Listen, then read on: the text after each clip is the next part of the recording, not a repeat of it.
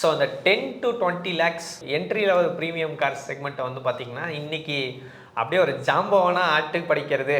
ஹியூண்டை வந்து இன்றைக்கி 4th பிளேஸில் தக்க வச்சு நிற்கிறதுக்கான காரணமே வந்து பார்த்திங்கன்னா ஒரே வண்டி, சிங்கிள் பிளேயர் ஹியூண்டை கிரெட்டா மட்டும்தான்.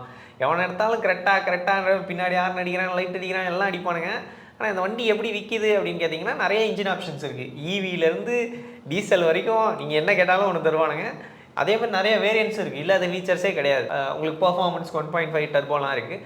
பட் நம்ம பையர்ஸ் வந்து இதோட காம்படிட்டர்ஸ்க்கு ஒரு ஆப்பர்ச்சுனிட்டி கிடைக்காம கொடுக்காம இருக்கிறாங்களோ அப்படின்ற ஒரு எண்ணம் இருக்குது.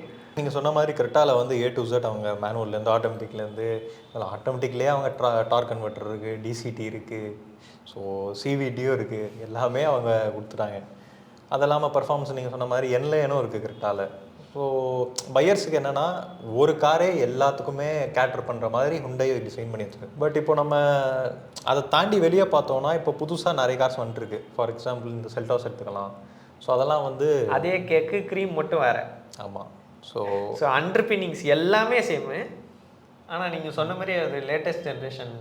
ஸோ இப்போ கிரெட்டா பார்த்தீங்கன்னா அது வந்து இன்னும் K2 பிளாட்ஃபார்மில் தான் இருக்குது. K2 பிளாட்ஃபார்ம் வந்து எசென்ஷியலாக i20லேருந்து அந்த பிளாட்ஃபார்ம் தான் இருக்குது. i20லேருந்து ஸ்டார்ட் பண்ணி வெனியூவில் வந்து இப்போ கிரெட்டாவில் கூட K2 தான் இருக்குது. ஆமாம், அந்த மாடிஃபைடு SP2 பிளாட்ஃபார்ம். ஆமாம், i10 அதிலேருந்து இன்னும் வந்துருக்கனால சேஃப்டி ரேட்டிங்ஸ் வந்து லாஸ்ட்டாக கிரெட்டா டெஸ்ட் பண்ணும்போது 3 ஸ்டார் தான் வந்துச்சு.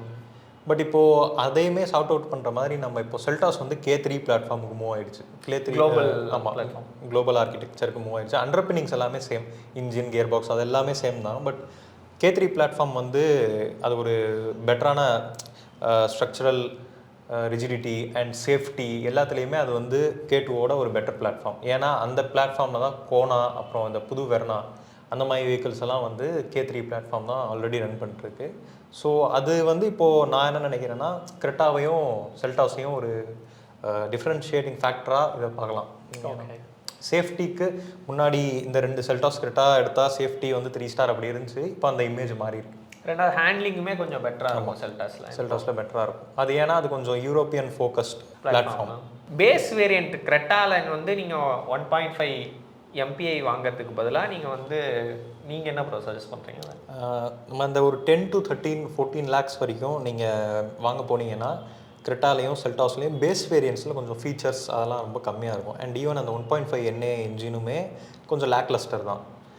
ஈவன் தோ பவர் ஃபிகர்ஸ் சேமாக இருந்தாலும் அது கொஞ்சம் ஒரு மாதிரி லெத்தார்ஜிக்கான இன்ஜின். அண்ட் ஈவன் ஃபியூல் எஃபிஷியன்சிலையும் அது சிட்டிலலாம் ரொம்ப கம்மி நம்பர்ஸ் தான் கிளைம் பண்ணுவாங்க. ஸோ அதுக்கு ஒரு நல்ல ரீப்ளேஸ்மெண்ட்டாக பார்த்தீங்கன்னா கிராண்ட் விட்டாரா அண்ட் ஹைரைடர் நீங்கள் கன்சிடர் பண்ணலாம். அதுவுமே 1.5 NA தான். பட் பேஸ் வேரியன்ஸ்லேருந்தே கொஞ்சம் features like push button start, climate control, AC அதெல்லாம் வந்து கொஞ்சம் எசென்ஷியலான ஃபீச்சர்ஸ் தான். லைக் புஷ் பட்டன் ஸ்டார்ட் கூட okay, but climate control automatic இருக்கிறது வந்து ஒரு நோட்டபிள் ஃபீச்சர். ரெண்டாவது அந்த NA இன்ஜினோட இந்த 1.5 மாருதியோட 1.5 NA வந்து கொஞ்சம் பெட்டர். ஆமாம், உங்களுக்கு ரிலையபிலிட்டியும் பெட்டராக இருக்கும், ஸ்பேர்ஸும் சீப்பராக இருக்கும், நிறையா உங்களுக்கு ஆப்ஷன்ஸும் இருக்குது. அண்ட் இன்னொன்று பார்த்தீங்கன்னா சிஎன்ஜி ஆப்ஷன் வந்து இந்த 2லேயே இருக்குது. ஓகே, ஏன்னா டீசல் இல்லை இப்போ எனிவேஸ் இந்த 2லேயுமே. ஸோ டீசலுக்கு ரீப்ளேஸ்மெண்ட்டாக சிஎன்ஜி வச்சு அவங்க ட்ரை பண்ணுறாங்க. பட்டு அது எந்த அளவுக்கு ஒர்க் அவுட் ஆகுன்றது தெரியலை. தென்னக்கேன்னு வந்து பார்த்தீங்கன்னா உங்களுக்கு வந்து அப்படி இல்லை, நான் கரெக்டாக வாங்குறதில்ல, எனக்கு வந்து நல்ல ஸ்போர்ட்டியான ஆப்ஷன் வரோன்னா உங்களுக்கு வந்து டேகனும் குஷாக்கும் இருக்குது. ஆமாம், ஸோ அது கூட நீங்கள் ட்ரை பண்ணலாம்.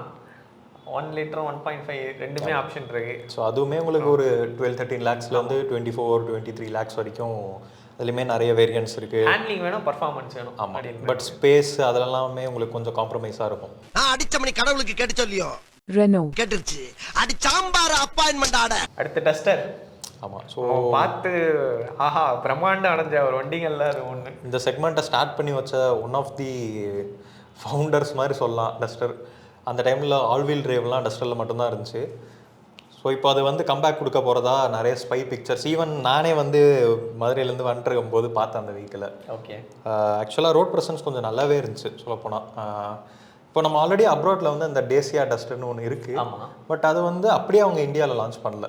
அவங்க இந்தியாவுக்கு கொஞ்சம் டிசைன் சேஞ்சஸ் அதெல்லாம் பண்ணி தான் லான்ச் பண்ண போகிறாங்க. ஸோ வண்டி சைஸ் வந்து பழைய டஸ்டரோட பெருசாக இருக்கும். ஆமாம், அது ரோட் ப்ரெசன்ஸ் அதை விட கொஞ்சம் பெட்டராக ஃபீல் ஆச்சு எனக்கு வந்து. இப்போது மேபி நீங்கள் ஒரு செல்டாஸோடையும் கம்பேர் பண்ணலாம். முன்னாடி இந்த டஸ்டர் வந்து கொஞ்சம் அது சின்னதாலாம் இல்லை, மஸ்குலராக தான் இருக்கும். பட் இது அதை விட கொஞ்சம் பல்கியாக தெரிஞ்சு வெளியேந்து பார்க்க. ஸோ டஸ்டருக்கு கூட நீங்கள் வெயிட் பண்ணலாம் கண்டிப்பாக. ஏன்னா ரெனால்ட் வந்து ரொம்ப நாள் கழிச்சு ரொம்ப நிறையா நாள் அதை குக் பண்ணிக்கிட்டே இருக்காங்க. முன்னாடி இந்த மாதிரி அதே பெர்ஃபார்மன்ஸ் அதே ரைட் அண்ட் ஹேண்ட்லிங் பேலன்ஸ் எடுத்துகிட்டு வந்தாங்கன்னா தக்காளி சோறு தாறு மாதிரி. ஆமாம், ஏன்னா இன்னும் வரைக்குமே நிறைய பேர் டஸ்டருக்கு வெயிட் பண்ணிட்டு இருக்காங்க. அதுக்கு லாயல் ஃபேன்ஸ் நிறைய பேர் இருக்காங்க. அதோட ரைட் அண்ட் ஹேண்ட்லிங் பேலன்ஸ் வந்து இன்னே கூட யாருனாலையுமே மேட்ச் பண்ண முடியல. அதுக்கு கொஞ்சம் கிட்ட வர்றது இந்த சிட்ரன் பிராண்ட்ஸ்லேருந்து சில வெஹிக்கிள்ஸ் கொஞ்சம் மேட்ச் பண்ணுது. பட் ஸ்டில் அந்த செக்மெண்ட்டில் அது இன்னுமே ஷார்ட் ஆஃப்டர் வெஹிக்கிள் தான். பட் நம்ம இப்போ ப்ராப்ளமாக என்ன சொல்லலாம்னா, டீசல் வந்து இப்போ வருமா அந்த டஸ்டர்லன்றது இட்ஸ் டவுட்ஃபுல். ஸோ அதுக்கு ரீப்ளேஸ்மெண்ட்டாக அவங்க 1.5 எண்ணெயெல்லாம் கொடுத்தாங்கன்னா வேலைக்காகாது. ஏன்னா அந்த செக்மெண்ட் ஆல்ரெடி எங்கேயோ போயிடுச்சு. 1.5 டர்போ 160 ஹெச்பி வரைக்கும் வண்டி இங்கே வர ஆரம்பிச்சிருச்சு. ஸோ இதர் ஹைப்ரிடோ இல்லை டர்போவோ கொடுத்தா தான் சஸ்டெயின் ஆக முடியும் அதில்.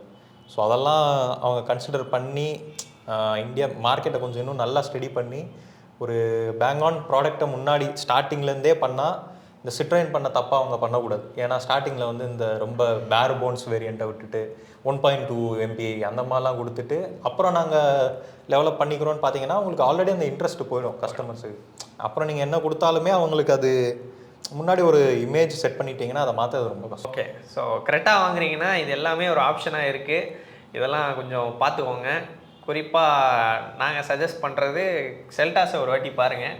அண்ட் தென் கிராண்ட் விட்டாரா குறிப்பாக VW சீரிஸ் வந்து உங்களுக்கு மெயின்டெனன்ஸ் கை கடிக்காது, காசு இதுவாக இருக்காதுன்னா பாருங்கள். ஆமாம், இன்னொன்று வந்து நீங்கள் உங்களுக்கு ரிலேபிலிட்டி மட்டும்தான் தேவைன்னா அதுக்கும் ஒரு ஆள் இருக்காரு. மாருதி வணக்கங்க. மாருதி அப்புறம் நம்ம ஹோண்டாவும் இருக்காரு. ஓ, அவரை விட்டோமே. எலிவேட் இருக்காப்ல, நல்ல ஹேண்ட்லிங். அது விடெக் கிக்டின்யோ அப்படின்றாங்க. விடெக் எண்ணெயிலே பெஸ்ட் இன்ஜின்னா அதுதான் இப்போது அது இருக்குது. பட் அதில் வேறு ஏதோ ஆப்ஷன்ஸோ அந்த மாதிரி எதுவுமே கிடையாது. ஸோ அவங்க 1.5 சிட்டியில் இருக்கிற அந்த ஹைப்ரிடை கொண்டு வந்தால் தான் இந்த செக்மெண்ட்டில் கொஞ்சம் மேபி கேட்சப் பண்ண முடியும்னு நினைக்கிறேன். ஓகே தான் ப்ரோ, என்ன 100 HP வச்சு நாங்கள் பொறுமையாக போய்க்கணும். விடெக் வந்து வந்ததுக்கப்புறம் நாங்கள் எல்லோரும் ஓவர்டேக் பண்ணுவோம். அதே மாதிரி மாருதியோட அந்த புது விக்டோரிஸ் இருக்குது. ஸோ அது வந்து இப்போ ரீசெண்டாக தான் லான்ச் ஆச்சு. அதுலேயுமே உங்களுக்கு கிராண்ட் விட்டாரில் இருக்கிற எல்லா காம்பினேஷன்ஸ் எல்லாமே அதுலேயும் அப்படியே இருக்கும். ஏன்னா லுக்ஸ் மட்டும் உங்களுக்கு இந்த ஹை ரைடரும் ஹேர் ட்ரையரும் கிராண்ட் விட்டாரும் பார்த்து நீங்கள் போர் ஆகிட்டீங்கன்னா விக்டோரிஸ் ட்ரை பண்ணலாம் புதுசாக. மிச்சபடி எல்லாம் செய்யலாம். மிச்சபடி எல்லாமே செய்யலாம். ரெண்டாவது இதில் ஹைப்ரிட் இருக்குல்ல ப்ரோ? ஹைப்ரிட் இருக்குது. ஹைப்ரிட் இந்த 3லேயுமே இருக்குது ஆக்சுவலாக. Hyryder, Grand Vitara and Victoris. So நீங்கள் அதிகமாக சிட்டி ரைடிங் உங்களுக்கு இருக்குது, சிட்டி டிரைவிங் நிறையா இருக்குன்னா நீங்கள் வந்து கரெக்டாக எலக்ட்ரிக் போக முடியாது. பட் உங்களுக்கு அந்த எலக்ட்ரிக்கோட பெனிஃபிட்ஸ் வேணும், பெட்ரோலோட கன்வீனியன்ஸ் வேணும்னா நீங்கள் வந்து இதை கூட ட்ரை பண்ணி பார்க்கலாம். ஏன்னா சிட்டியில் நல்லா மைலேஜும் தரும். மைலேஜ் தரும். அது மேபி சில பேர் அந்த அப்பார்ட்மெண்ட்ஸில் இருப்பாங்க, சார்ஜிங் இன்ஃப்ரா அவங்க வீட்டில் இல்லைனா இவி போகிறது வந்து அவ்வளோ சென்சிபிளாக இருக்காது. ரெண்டாவது நம்ம ரெகுலர் யூஸ் பண்ணுவோம், லாங் ஓடிப்போம் அப்படின்ற போது இது கொஞ்சம் பெட்டராக இருக்கும். இது பெட்டராக இருக்கும். டொயோட்டோவும் தரானா வந்து நம்பிக்கையாக தான் தருவான். ஆமாம். ஸோ இது வரைக்கும் அந்த சிஸ்டமில் ஃபெயில் ஆகி இது வரைக்கும் நம்ம பார்க்கவே இல்லை. ஆல்மோஸ்ட் கொஞ்சம் டைம் ஆகிடுச்சு அந்த வண்டியெல்லாம் வந்து. நிறைய பேர் 1 lakh கிலோமீட்டர் மேலெலாம் ஓட்டுறாங்க. பட் ப்ராப்ளம் எப்போ வருவோம்னா அது ஒரு 8 years 7 yearsல பேட்டரி போகும்போது தான் உங்களுக்கு அந்த மேஜர் காசு எடுத்துகிட்டு ஆஃப் பண்ணுறாங்க. ஏன்னா இப்போ அந்த கேம்ரி அதிலலாம் வந்து அந்த பேட்டரி ஆல்மோஸ்ட் 1 lakh 2 lakhs கிட்ட சம்திங் வரும். ஸோ இது அவ்வளோ பெரிய பேட்டரி இல்லைனாலும் இது ஒரு சிக்னிஃபிகண்ட் காஸ்ட் வரும் இதுலேயுமே. வேறு ஏதாவது நீங்கள் வாங்கும்போது டெஸ்ட் ரைட் பண்ணியிருந்தாலோ இல்லை இந்த வண்டிங்களை பற்றி உங்களோட எக்ஸ்பீரியன்ஸ் இருந்தால் கமெண்ட்டில் சொல்லுங்கள். தொடர்ந்து டெக்னிக்கல் ஆட்டோமோட்டிவ் கண்டென்ட்க்கு சேனல் லைக் பண்ணி ஃபாலோ பண்ணிக்கோங்க. அடுத்து என்ன வண்டியை அனலைஸ் பண்ணலான்னு கமெண்ட்டில் சொல்லுங்கள்.